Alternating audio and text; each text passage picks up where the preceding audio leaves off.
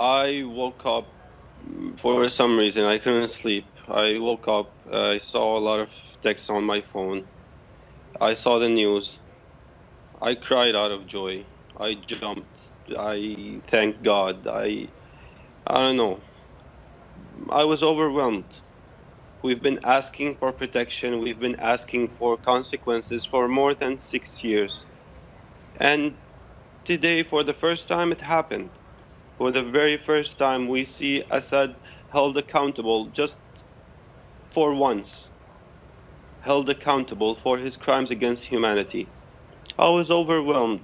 I felt grateful for President Trump. I felt grateful for the United States. I felt grateful for each and every person who lobbied and called and uh, kept on talking until someone actually listened. There are people in America, and I hear you supportive of President Trump, and so many people are, Democrats and Republicans, but there are also people over here in America who are saying, all right, so clearly President Trump is motivated by just, as we all have compassion for these just horrible images of these babies who were killed, but at the same time, this is a man who doesn't want Syrians to come into this country with this refugee ban. I want to just play some sound. Hillary Clinton weighed in. We cannot in one breath speak of protecting Syrian babies and in the next close America's doors to them. Quickly, Qasim, how do you see that?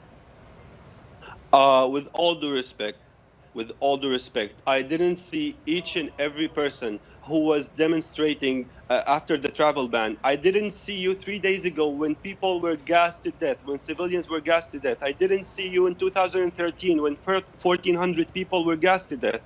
I didn't see you raising your voice against President Obama's inaction in Syria that led us refugees, that made us refugees get kicked out of Syria.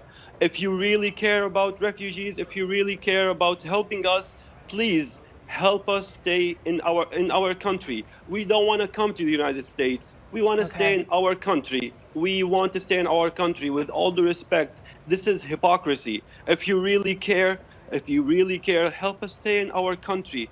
We don't want to become refugees. We want to stay in our country. Help us establish safe zones. Help us stay safe in our country. And if you just give me a few seconds just to tell President Trump once again, please, sir, what you did was amazing. What you did was a powerful message of hope for a lot of people inside and outside of Syria. Please don't stop on this. Please help Syrians stay in their country. Please establish safe zones. Please take out Assad air forces so they won't be able to commit more atrocities using traditional weapons. 500,000 people were killed with traditional weapons, just so people can know what we have suffered in the past 6 years.